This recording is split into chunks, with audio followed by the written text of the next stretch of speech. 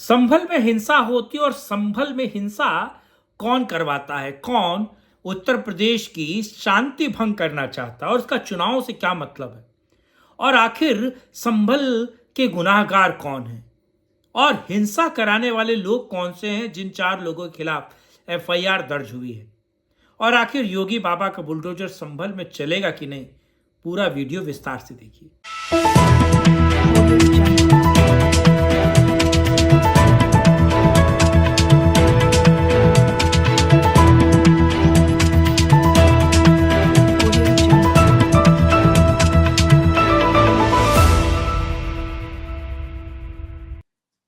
नमस्कार, मैं कुमार श्रीकांत आपका स्वागत कर रहा हूं और आज बात संभल में जो हिंसा हुई है, संभल में जो उपद्रव हुआ है और संभल में जिस तरीके से अगर आप देखें तो पुलिस वालों पर पत्थर चले हैं, आम आदमी पे पत्थर चले हैं और ये पूरी की पूरी लड़ाई तुर्क वर्सेस पठान हो गई है। यानी कि जिन जिन हरे टिड्डों को आप कहते हैं वो हरे टिड्डे भी दो अलग अलग जाति में बटे हैं और जाति है उनमें। और वो बात अलग है कि उन जातियों के बारे में आपको नॉलेज नहीं है, लेकिन ये बटना क्या कुछ कहता है। और जो संभल में हिंसा हुई, जातिगत उन्माद हुआ, जातिगत उनकी जाति में, उसके पीछे का कारण क्या है और आखिर कौन से लोगों ने ये पूरा उपद्रव किया, या फिर संभल की हिंसा को लेकर योगी का फरमान, योगी क्या कुछ करने जा रहे हैं और इसके पीछे कौन से लोग हैं और ये पूरी हिंसा क्यों हुई, विस्तार पूर्वक इस वीडियो में चर्चा करने जा रहे हैं। आप लोगों से अनुरोध है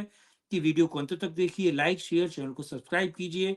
अपनी राय आप कमेंट बॉक्स में रख सकते हैं और साथ ही साथ अगर आप हमें सपोर्ट सहयोग करना चाहते हैं तो नीचे चलते हुए नंबर पर कर सकते हैं। और इंस्टाग्राम और ट्विटर पे हमें फॉलो करना बिल्कुल ना भूलिए।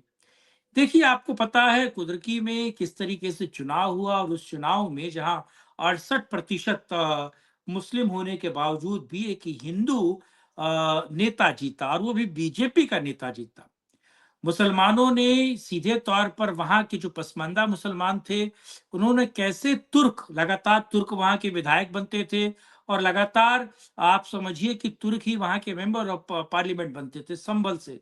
वहां पर कैसे तुर्कों को उनकी अक्ल ठीक करने के लिए पठानों ने और पसमानदा की अलग अलग जातियों ने सीधे तौर पर एक ठाकुर कैंडिडेट को जिताया जो हिंदू समाज से आता है और जो बीजेपी का नेता है, वो जीतता है।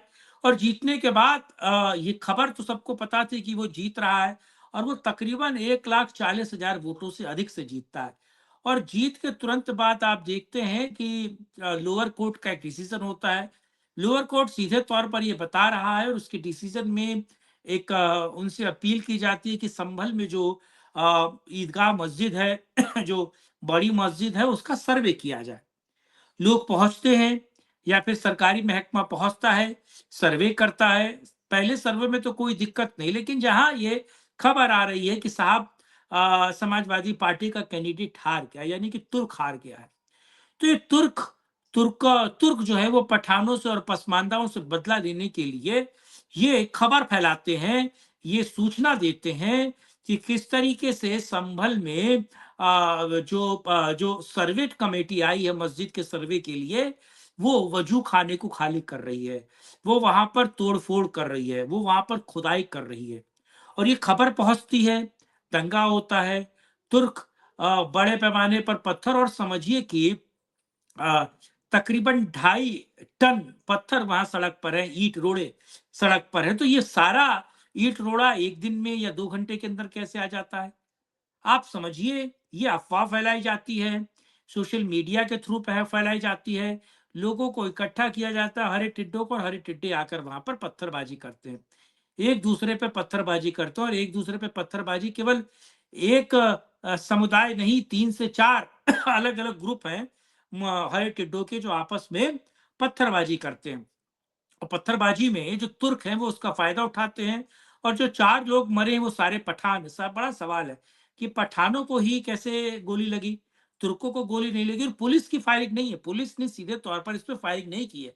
और जो पोस्टमार्टम रिपोर्ट आती है वो बताती है कि साहब ये क्लोजली पॉइंट ब्लैक से गोली मारी गई है, यानी कि 4 नौजवानों को मार दिया जाता है।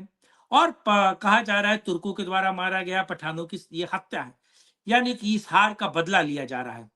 दूसरा, लेकिन इसमें किस तरीके से सपा सुप्रीमो कूदते हैं, तमाम सोशल मीडिया कूदता है, ऑल आईज ऑन इस्लाम या ऑल आईज ऑन मुस्लिम वाला एक तरीके से नैरेटिव निकालने की कोशिश की जाती है।